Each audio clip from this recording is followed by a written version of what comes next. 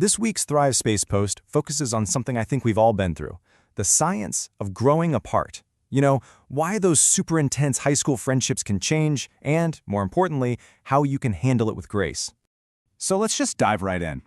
When a really close friendship starts to fade, it hurts, right?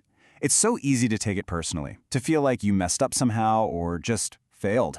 Honestly, it's so common, people call it a social breakup. But here's the main thing I really want you to take away from this. Growing apart is not a sign that you failed. The truth? It's actually a sign that you are evolving, growing into the person you're supposed to be. And look, this isn't just some nice, fluffy idea.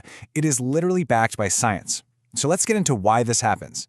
It's got less to do with you personally and a whole lot more to do with your biology. Okay, so psychologists have a name for this whole thing, relational volatility. Here's what that means. In your teens and early 20s, your prefrontal cortex, that's the part of your brain in charge of your personality and decisions, is basically under major construction. It's developing like crazy. So as your identity shifts, it's almost impossible for your social needs not to change right along with it. This leads us to another really cool concept called Dunbar's layers. The idea is pretty simple. Our brains just don't have unlimited mental bandwidth for deep friendships.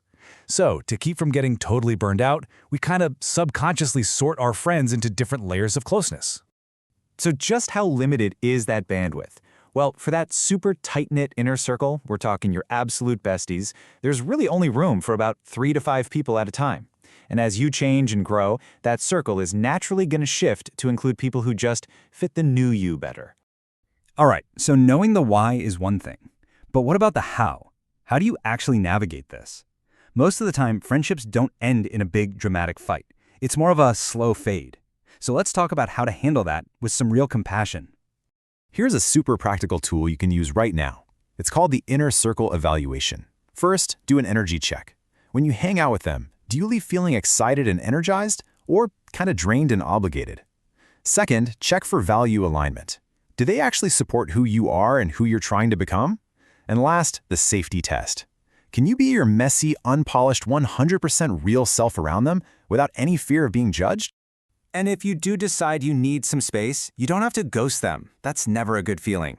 Using a simple, honest script that focuses on I statements, like this one here, is a really kind way to set a boundary while still respecting all the good times you had together. This all rolls up into a really empowering way to look at things, thinking about friendships in terms of the season of your life. I mean, what a powerful reframe, right? It's not about loss at all. It's about creation. You are actively, intentionally making space for the people and the community that are going to support the future version of you. And hey, it's okay for this to feel a little bittersweet. Mindy Kaling said it perfectly. You can miss something, but not want it back. You can honor the amazing memories you made and still move forward with confidence.